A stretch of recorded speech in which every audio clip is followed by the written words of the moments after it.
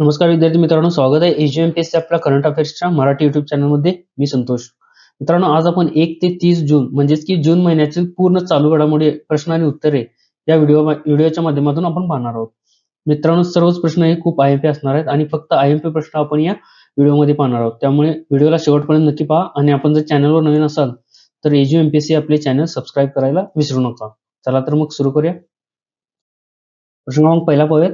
विक्रम साराभाई अंतराळ केंद्राचे नवीन संचालक म्हणून कोणाची नियुक्ती करण्यात आलेली आहे? आणि त्याचे योग्य उत्तर आहे पर्याय क्रमांक 2 उपेंद्र पी राजीव. तर मित्रांनो, विक्रम साराभाई अंतराळ केंद्राचे नवीन संचालक उपेंद्र पी राजीव हे असणार आहेत. अधिक माहिती जाणून घ्या. आता कोण आहेत हे उपेंद्र पी राजीव ते पाहूयात. तर मित्रांनो, इस्रोचे वरिष्ठ शास्त्रज्ञ आहेत यूपी राजीव आणि त्यांनी आता विक्रम साराभाई अंतराळ केंद्राचे नवीन संचालक म्हणून नियुक्ती करण्यात आलेली आहे. आता ते कधी पदभार स्वीकारणार आहेत? तर 1 जुलै 2026 रोजी अधिकृतपणे उपेंद्र राजीव हे पदभार स्वीकारतील. आता उपेंद्र राजीव यांच्यापूर्वी विक्रम साराभाई अंतराळ केंद्राचे संचालक कोण होते आणि कोणाची जागा घेणार आहेत? तर यूपी राजीव यांच्यापूर्वी म्हणजेच की त्यांनी ए राजराजन यांची जागा घेतलेली आहे. म्हणजे याच्यापूर्वी ए राजराजन हे विक्रम साराभाई अंतराळ केंद्राचे संचालक होते. आता त्यांच्या जागी यूपी राजीव हे पदभार स्वीकारतील आणि हे राजराजन कधी निवृत्त झाले? तर मे 2026च्या अखेरीस सेवानिवृत्त झाले. आणि मित्रांनो, यूपी राजीव हे नियुक्ती होण्यापूर्वी कुठे कार्यरत होते? तर ते विक्रम साराभाई अंतराळ केंद्रामध्येच सहयोगी संचालक म्हणून कार्यरत होते. आता ते संचालक म्हणून कार्यभार स्वीकारतील. पुढचा प्रश्न पाहूयात. प्रश्न क्रमांक 2 पाहूयात. महिलांच्या सुरक्षेसाठी सिंगापेन स्पेशल टास्क फोर्स कोणत्या राज्यात सुरू करण्यात आली? आणि त्याचे योग्य उत्तर आहे पर्याय क्रमांक 2 तमिळनाडू. तर मित्रांनो, सिंगापेन स्पेशल टास्क फोर्स हे तमिळनाडू राज्यात सुरू करण्यात आलेले आहे.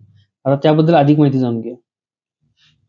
आता काय आहे हे सिंगापेन टास्क फोर्स ते पाहूया. तर महिलांच्या सुरक्षेसाठी सिंगापेन, आता या सिंगापेनचा अर्थ काय? तमिळ भाषेत त्याला सीएन असे म्हणतात आणि विशेष टास्क फोर्स तमिळनाडू राज्यामध्ये सुरू करण्यात आलेले आहे. आता मित्रांनो, मुख्यमंत्री सी जोसेफ म्हणजेच की थालापती विजय यांच्या हस्ते जून 2026 मध्ये या विशेष महिला पोलीस युनिटची अधिकृतपणे सुरुवात करण्यात आली. तर मित्रांनो, कधी सुरुवात करण्यात आली? तर जून 2026 मध्ये हा टास्क फोर्स सुरू करण्यात आला. आता या सिंगापेन स्पेशल टास्क फोर्सचा मुख्य उद्देश काय ते पाहूया. तर सार्वजनिक ठिकाणी महिलांवरील गुन्हे रोखणे, छेडछाड थांबवणे आणि महिलांना त्वरित मदत पुरवणे हे या सिंगापेन स्पेशल टास्क फोर्सचा मुख्य उद्देश असणार आहे. आणि कोणत्या राज्यात सुरू करण्यात आले? तर तमिळनाडू या राज्यात सुरू करण्यात आले. आणि तमिळनाडूचे मुख्यमंत्री कोण आहेत? तर सी जोसेफ विजय, म्हणजेच की आपण त्यांना थालापती विजय असे देखील म्हणतो. पुढचा प्रश्न पाहूयात. प्रश्न क्रमांक 3 आहे. अहमदाबाद येथे झालेल्या पहिल्या विश्व योगासन स्पर्धा 2026 मध्ये भारताने कोणते स्थान मिळवलेले आहे? आणि त्याचे योग्य उत्तर आहे पर्याय क्रमांक 3 प्रथम स्थान मिळवलेले आहे. अधिक माहिती जाणून घ्या. तर मित्रांनो, अहमदाबाद येथे आयोजित झालेल्या पहिल्या जागतिक योगासन अजिंक्यपद स्पर्धा 2026 मध्ये भारताने कोणते स्थान पटवले? तर प्रथम स्थान पटकावलेले आहे. कुठे झाली स्पर्धा मित्रांनो? तर अहमदाबाद येथे ही आयोजित झाली होती. आणि मित्रांनो, यजमान भारताने ऐतिहासिक स्पर्धेत संपूर्ण वर्चस्व राखत किती सुवर्ण पदक मिळवले? तर 102 सुवर्ण पदक मिळवले. आणि त्याशिवाय एकूण किती पदकांची कमाई केली? तर 114 पदकांची कमाई भारताने केलेली आहे. आता पहिल्या स्थानावर कोण आहे ते पाहूयात. तर पहिल्या स्थानावर भारत आहे, किती? 102 सुवर्ण पदकासह. आता दुसऱ्या स्थानावर कोण आहे? तर जपान आहे. जपानने किती सुवर्ण पदक मिळवली?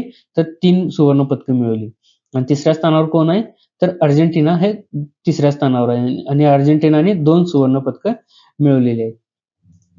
आणि मित्रांनो, या स्पर्धेत जगभरातील एकूण किती खेळाडूंनी सहभाग घेतलेला होता? तर एकूण 500 खेळाडूंच्या पेक्षा अधिक खेळाडूंनी या स्पर्धेमध्ये सहभाग झाले होते. आणि कुठे स्पर्धा आयोजित झाली होती? तर भारतातील अहमदाबाद येथे ही स्पर्धा प्रथमच आयोजित करण्यात आलेली होती. पुढचा प्रश्न पाहूया. प्रश्न क्रमांक 4 आहे.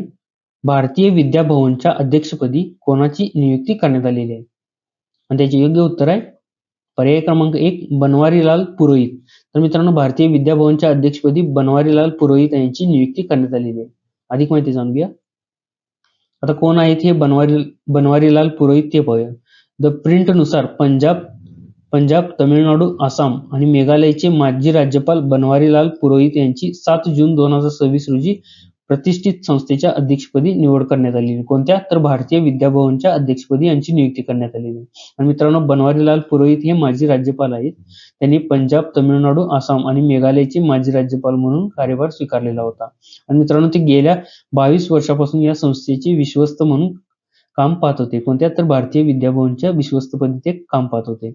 मित्रांनो, माजी अध्यक्ष सुरेंद्रलाल मेहता यांनी प्रकृतीच्या कारणास्तव राजीनामा दिल्यानंतर नवीन निवडणूक घेण्यात आली. त्यामध्ये बनवारीलाल पुरोहित हे भारतीय विद्याभवनच्या अध्यक्षपदी नियुक्ती करण्यात आली. पुढचा प्रश्न पाहूयात. प्रश्न क्रमांक 5 पाहूयात. सॅफ महिला अजिंक्यपद स्पर्धा 2026 चे विजेतेपद कोणत्या देशाने जिंकलेले आहे? आणि त्याचे योग्य उत्तर आहे पर्याय क्रमांक 2 भारत. तर मित्रांनो, सॅफ महिला अजिंक्यपद स्पर्धा 2026 चे विजेतेपद भारताने पटकावलेले आहे. अधिक माहिती जाणून घ्या. आता मित्रांनो, ही स्पर्धा कुठे पार पडली? तर गोव्यातील मडगाव इथे ही स्पर्धा पार पडली आणि भारतीय संघाने कोणाचा पराभव केला? तर बांगलादेशचा पराभव केला. कोणत्या? तर 3-1 अशा फरकाने भारताने बांगलादेशचा पराभव केलेला आहे.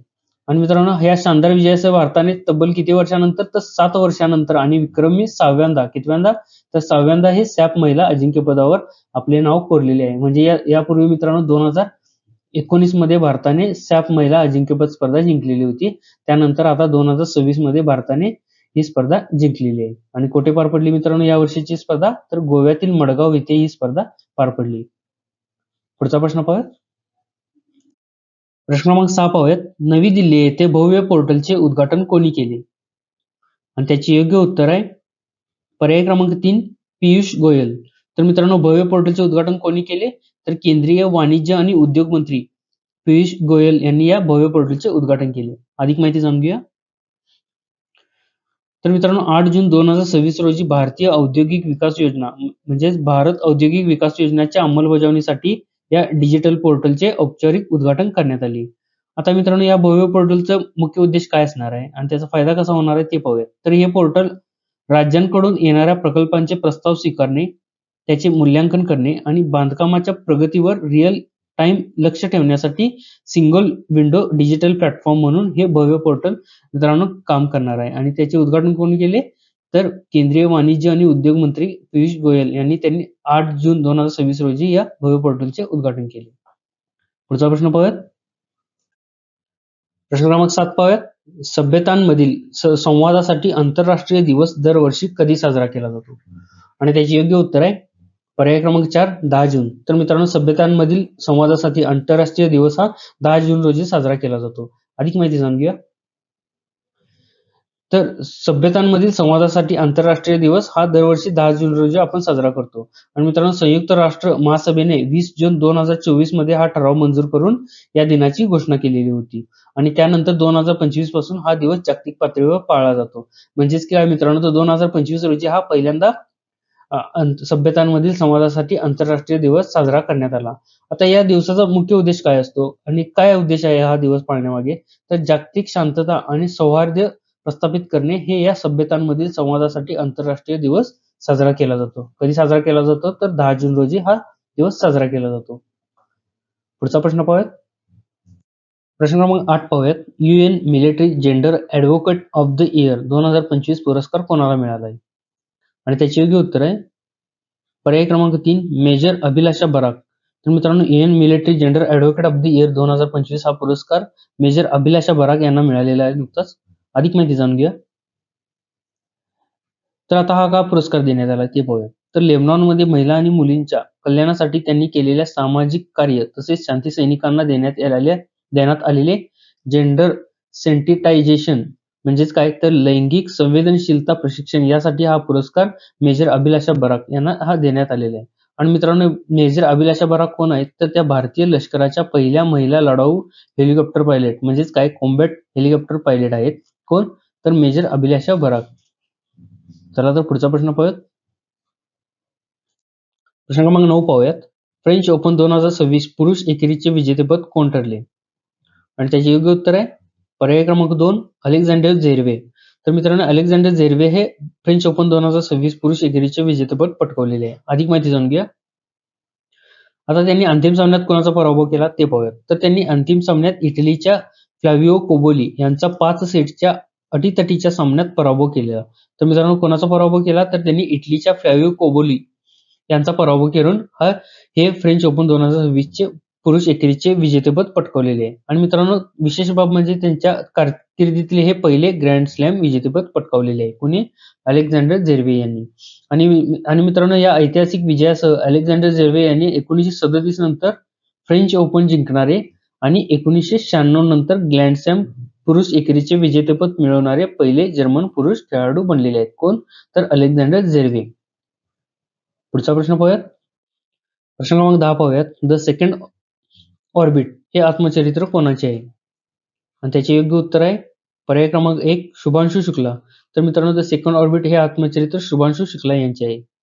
आता आपण हे शुभांशु शुक्ला कोण आहेत ते पाहूयात आणि सेकंड ऑर्बिट हे पुस्तक काय आहे ते पण पाहूयात. तर मित्रांनो द सेकंड ऑर्बिट हे आत्मचरित्र भारताचे अंतराळवीर ग्रुप कॅप्टन शुभांशु शुक्ला यांचे आहेत. तर मित्रांनो शुभांशु शुक्ला कोण आहेत तर भारतीय अंतराळवीर ग्रुप कॅप्टन आहेत शुभांशु शुक्ला आणि त्यांचे हे सेकंड ऑर्बिट हे आत्मचरित्र आहे. आणि मित्रांनो ते भारताच्या गगनयान मोहिमेतील अंतराळवीर आहेत आणि आंतरराष्ट्रीय अंतराळ स्थानकाला म्हणजेच काय तर ISS ला भेट देणारे ते पहिले भारतीय आहेत. कोण? शुभांशु शुक्ला. तर मित्रांनो शुभांशु शुक्ला हे आगामी काळात होणाऱ्या भारतीय गगनयान मोहिमेतील अंतराळवीर आहेत. आणि मित्रांनो हे पुस्तकात काय असणार आहे तर हे पुस्तक अंतराळ प्रवासाचा त्यांचा संघर्ष, खडतर प्रशिक्षण आणि 1 अब्जाहून अधिक भारतीयांची स्वप्ने पूर्ण करण्याचा प्रवास उलगडेल. कोणते? तर द सेकंड ऑर्बिट हे पुस्तक. आणि मित्रांनो या पुस्तकाचे पूर्ण नाव काय तर second orbit belief of man dream of 1.4 billion hearts असे या पुस्तकाचं पूर्ण नाव आहे. पुढचा प्रश्न पाहूयात. प्रश्न क्रमांक 11 आहे तंबाखूजन्य पदार्थांवर 1 वर्षांची बंदी कोणत्या राज्याने लागू केलेली आहे? आणि त्याचे योग्य उत्तर आहे पर्याय क्रमांक 4 वरीलपैकी A आणि B दोन्ही. म्हणजेच काय तर मित्रांनो महाराष्ट्र आणि नागालँड हे त्याचे योग्य उत्तर आहे. अधिक माहिती जाणून घ्या. तर मित्रांनो नुकतेच तंबाखूजन्य आणि निकोटीनयुक्त अन्न पदार्थांवर 1 वर्षाची बंदी घालणारा सर्वात ताजा निर्णय म्हणजेच काय तर जून 2026 मध्ये नागालँड या राज्याने घेतलेला आहे. कोणी? तर नागालँड या राज्याने मित्रांनो तंबाखूजन्य आणि निकोटीनयुक्त पदार्थांवर 1 वर्षाची बंदी घातलेली आहे.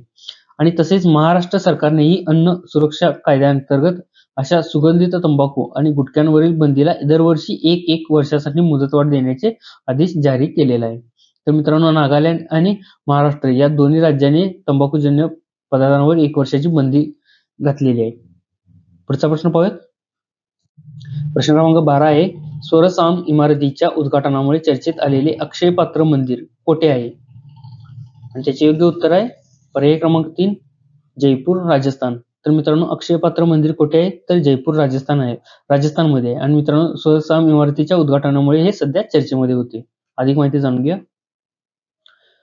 आत्ताच बघितलं की आपण हे भव्य मंदिर कुठे आहे तर राजस्थानची राजधानी जयपूरमधील जगतपुरा भागात हे अक्षयपात्र मंदिर आहे. आणि मित्रांनो हे मंदिर इस्कॉन आणि अक्षयपात्र फाउंडेशनद्वारे व्यवस्थापित केले जाते. कोणते? तर अक्षयपात्र मंदिर. आणि मित्रांनो या मंदिराच्या आवारात विद्यार्थ्यांसाठी जगातील सर्वात मोठ्या मध्यान्ह भोजन कार्यक्रमापैकी एक स्वयंपाकघर चालवले जाते या अक्षयपात्र मंदिरामध्ये. आणि सध्या हे चर्चेमध्ये आहे मित्रांनो. चला तर पुढचा प्रश्न पाहूयात. प्रश्न क्रमांक 13 पाहूयात. 23व्या फिफा विश्वचषक 2026 चा उद्घाटन सामना कोठे होणार आहे? आणि त्याचे योग्य उत्तर आहे पर्याय क्रमांक 1 एस्टिओ मेक्सिको सिटीमध्ये हा 23व्या फिफा विश्वचषक 2026 चा उद्घाटन सामना होणार आहे. अधिक माहिती जाणून घ्या. तर मित्रांनो 11 जून 2026 रोजी यजमान मेक्सिको आणि दक्षिण आफ्रिका यांच्यात हा सामना खेळवला जाणार आहे. कुठे? तर मेक्सिको सिटीमध्ये. आणि मित्रांनो या मैदानाने इतिहास रचलेला असून 3 वेगवेगळ्या फिफा विश्वचषकांचे म्हणजेच कधी तर 1970, 1986 आणि 2026 मध्ये उद्घाटन सामने आयोजित करणारे हे जगातील पहिले स्टेडियम ठरलेले आहे. तर मित्रांनो 2026 चा विश्वचषक कुठे होणार आहे तर मेक्सिको सिटीमध्ये होणार आहे. आणि याच्यापूर्वी कधी आयोजित झाला होता तर 1970 मध्ये, 1986 मध्ये आणि आता 2026 मध्ये हा उद्घाटन सामना आयोजित होणार आहे. कुठे? तर मेक्सिको सिटीमध्ये. पुढचा प्रश्न पाहूयात. प्रश्न क्रमांक 14 आहे 114वी आंतरराष्ट्रीय कामगार परिषद म्हणजेच ILC म्हणजेच काय? इंटरनॅशनल लेबर कॉन्फरन्स कोठे आयोजित करण्यात आली? आणि त्याचे योग्य उत्तर आहे पर्याय क्रमांक 2 जिनिव्हा. तर मित्रांनो 114वी आंतरराष्ट्रीय कामगार परिषद जिनिव्हा येथे आयोजित करण्यात आली आहे. आणि ILC चे मुख्यालय आहे मित्रांनो हे जिनिव्हा आणि येथेच ही 114वी आंतरराष्ट्रीय कामगार परिषद आयोजित करण्यात आली होती. अधिक माहिती जाणून घेऊया. तर आता ही परिषद कधी पार पडली, तर ही परिषद 1 ते 12 जून 2026 या कालावधीत जिनिव्हा येथे पार पडली. आणि आता मित्रांनो या अधिवेशनात काय झालं, तर या अधिवेशनात प्लॅटफॉर्म अर्थव्यवस्था, लैंगिक समानता, सामाजिक सुरक्षा आणि कामगार कल्याण यासारख्या जागतिक कामगार मुद्द्यांवर चर्चा करण्यात आली. कुठल्या 114व्या आंतरराष्ट्रीय कामगार परिषदेमध्ये, जिनिव्हा येथे झालेल्या. पुढचा प्रश्न पाहूयात. प्रश्न क्रमांक 15 आहे. भारताच्या इझी कनेक्ट मॉडेल अंतर्गत आंतरराष्ट्रीय प्रवासासाठी पहिले शहर कोणते ठरलेले आहे? आणि त्याचे योग्य उत्तर आहे पर्याय क्रमांक 3 वाराणसी. तर मित्रांनो इझी कनेक्ट मॉडेल अंतर्गत आंतरराष्ट्रीय प्रवासासाठी वाराणसी हे पहिले शहर ठरलेले आहे. अधिक माहिती जाणून घ्या. आता मित्रांनो या मॉडेल अंतर्गत 25 जून 2026 पासून वाराणसी येथून आपली पहिली इझी कनेक्ट उड्डाणे सुरू करण्याची घोषणा केलेली आहे. आता या सुविधेमुळे काय होणार आहे मित्रांनो, तर या सुविधेमुळे वाराणसीतील प्रवाशांना दिल्ली मार्गे London, Frankfurt, Singapore, Dubai, Rome आणि पॅरिस यासारख्या मोठमोठ्या शहरात म्हणजे एकूण 17 प्रमुख शहरात आंतरराष्ट्रीय शहरांशी थेट जोडले जाणे सोपे होणार आहे या इझी कनेक्ट मॉडेल अंतर्गत. पुढचा प्रश्न पाहूयात. प्रश्न क्रमांक 16 आहे. विनिमय भूमी बंदर व्यवस्थापन प्रणालीचे उद्घाटन कोणी केले? आणि त्याचे योग्य उत्तर आहे पर्याय क्रमांक 4 अमित शहा. तर मित्रांनो नुकतेच अमित शहा यांनी विनिमय भूमी बंदर व्यवस्थापन प्रणालीचे उद्घाटन केले. आता याबद्दल अधिक माहिती जाणून घेऊया. तर मित्रांनो 9 जून 2026 रोजी नवी दिल्ली येथील विज्ञान भवन येथे अमित शहा यांच्या हस्ते या प्रणालीचे लोकार्पण करण्यात आले. कोणत्या? विनिमय भूमी बंदर व्यवस्थापन. आता मित्रांनो याचा फायदा काय, उद्देश काय ते पाहूया. तर भारताच्या भूसीमांवरील आयात निर्यात, प्रवासी आणि वाहनांची हालचाल आणि सुरक्षित, पारदर्शक आणि गतिमान करणे याचा मुख्य उद्देश असणार आहे या विनिमय भूमी बंदर व्यवस्थापनाचा. आणि मित्रांनो या प्रणालीमुळे काय होणार आहे, तर या प्रणालीमुळे कागद कामकाज जवळपास 90% कमी होणार आहे. प्रत्यक्ष प्रतीक्षा वेळ किती होणार आहे, तर 40 ते 60% कमी होण्यास या विनिमय भूमी बंदर व्यवस्थापनाचा फायदा होणार आहे. पुढचा प्रश्न पाहूयात. प्रश्न क्रमांक 17 पाहूयात. राहवीर योजनेसाठी रस्ते वाहतूक मंत्रालयाने कोणत्या कंपनीशी भागीदारी केली? आणि त्याचे योग्य उत्तर आहे पर्याय क्रमांक 3 रॅपिडो. तर मित्रांनो राहवीर योजनेसाठी शासनाने रस्ते वाहतूक मंत्रालयाने रॅपिडो या कंपनीशी भागीदारी केलेली आहे. आता आपण या राहवीर योजना काय आहेत ते पाहूया. तर मित्रांनो या राहवीर योजनेचा मुख्य उद्देश काय आहे, तर रस्ते अपघातातील रुग्णांना पहिल्या 1 तासात म्हणजेच काय तर गोल्डन आवर मध्ये त्वरित वैद्यकीय मदत मिळवून देण्यासाठी नागरिकांना प्रोत्साहित करणे हे या राहवीर योजनेचा मुख्य उद्देश असणार आहे. तर मित्रांनो राहवीर योजना काय आहे, तर जे रस्ते अपघात होतात त्या रुग्णांना पहिल्या 1 तासात त्वरित मदत मिळणे हे या राहवीर योजनेचा मुख्य उद्देश आहे. आणि मित्रांनो या मोहिमेचा भाग म्हणून 4 लाखाहून अधिक रॅपिडो कॅप्टन्सनी रस्ते सुरक्षेची डिजिटल शपथ घेतली आणि ज्याची नोंद कुठे झाली, तर गिनीज वर्ल्ड रेकॉर्ड मध्ये या शपथची नोंद झालेली आहे. पुढचा प्रश्न पाहूयात. प्रश्न क्रमांक 18 आहे.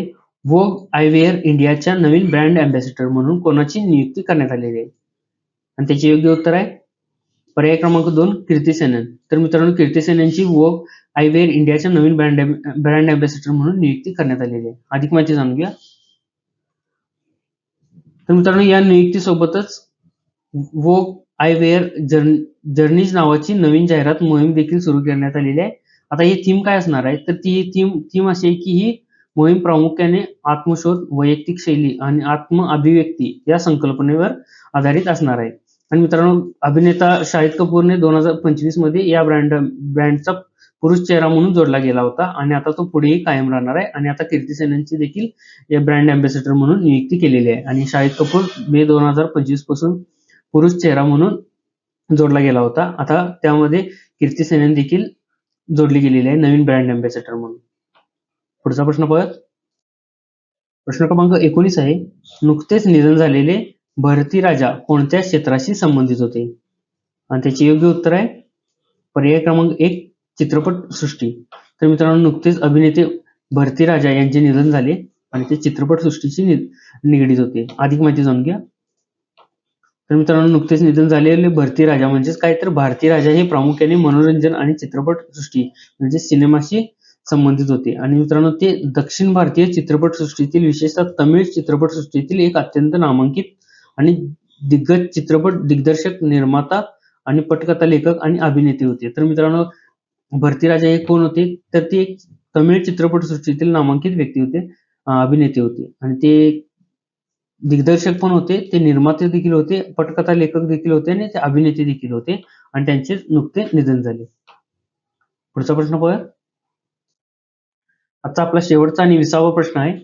नुकतेच शौर्य चक्राने सन्मानित लेफ्टनंट कमांडर सूरज प्रसाद कोणत्या दलाशी संबंधित आहेत? आणि त्याचे योग्य उत्तर आहे पर्याय क्रमांक 4 भारतीय नौदल. अधिक माहिती जाणून घ्या. तर मित्रांनो नुकतेच शौर्यचक्र मिळालेले आहे कुणाला? तर सूरज प्रसाद आणि ते कोणत्या दलाशी संबंधित होते? तर ते भारतीय नौदलाशी संबंधित होते. आता ते कोणत्या दलाचे कमांडो अधिकारी होते? तर ते नौदलाच्या मार्कोस या विशेष एलिट मरीन कमांडो दलाचे अधिकारी होते. आता मार्कोस म्हणजेच काय? तर मरीन कमांडो फोर्स, त्यालाच आपण मार्कोस म्हणतो आणि या मार्कोसचे विशेष आणि एलिट मरीन कमांडो दलाचे ते अधिकारी होते. कोण?